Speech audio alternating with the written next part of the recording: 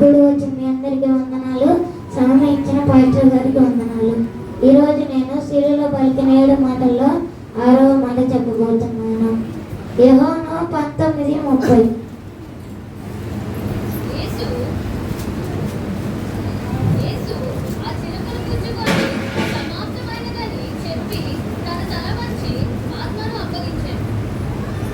ఆరవ మాట సమాప్తమైనది. సమాప్తమైనదంటే అర్థమైనది చెప్పండి.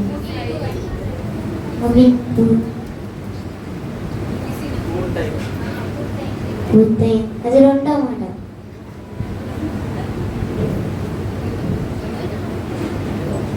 ముగిసింది లేక పూర్తయింది, చివరికి చేరింది. ఏదైనా పని లేక కదా కార్యము సమాప్తమైంది అంటే ముగిసిపోయింది. ఇప్పుడు కొన్ని రెఫరెన్సులు చూపిస్తాం. నెహెమ్యా 6:15.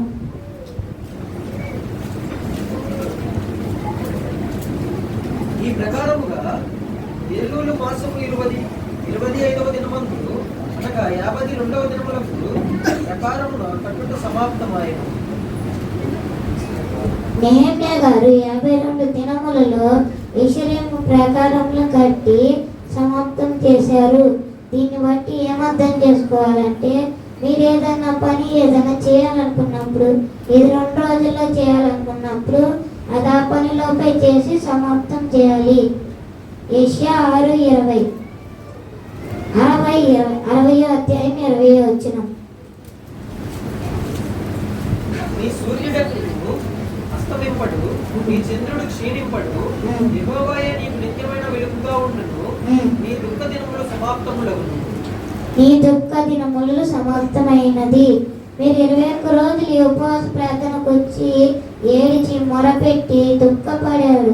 ఇప్పుడు కూడా చాలా మంది దుఃఖపడతానే ఉన్నాడు. దేవుడు మీ దుఃఖ దినములు సమాప్తం చేయునుగాక. దేవుడు మీ కన్నీటిని నాట్యముగా మార్చునుగాక. దేవుడు మిమ్మల్ని దీవించి ఆశీర్వదించునుగాక. ఆదికాండం 2వ అధ్యాయం 1వ వచనం.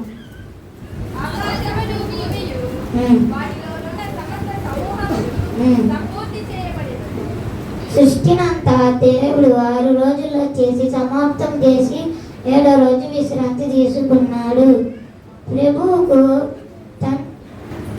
తండ్రి అప్పగించిన పని వచ్చి ఇక్కడ సమాప్తం చేశాడన్నది 6వ మాట. ఇప్పుడు మీకు ఒక చిన్న ఎగ్జాంపుల్ చెప్తాను.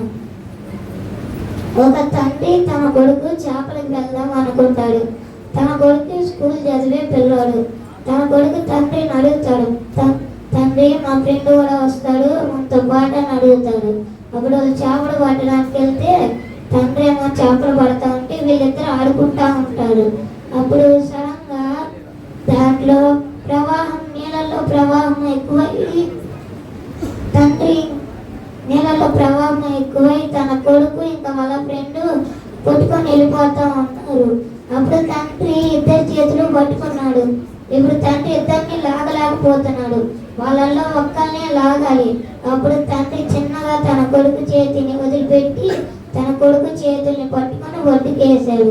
దీన్ని బట్టి అర్థం చేసుకోవాల్సింది ఏంటంటే, ఆ తండ్రి మన దేవుడు, ఆ కొడుకు యేసు క్రీస్తు, ఆ కొడుకు ఫ్రెండ్ మనమందరం. మన కోసం తండ్రి తన కుమారుణ్ణి వదిలేశారు.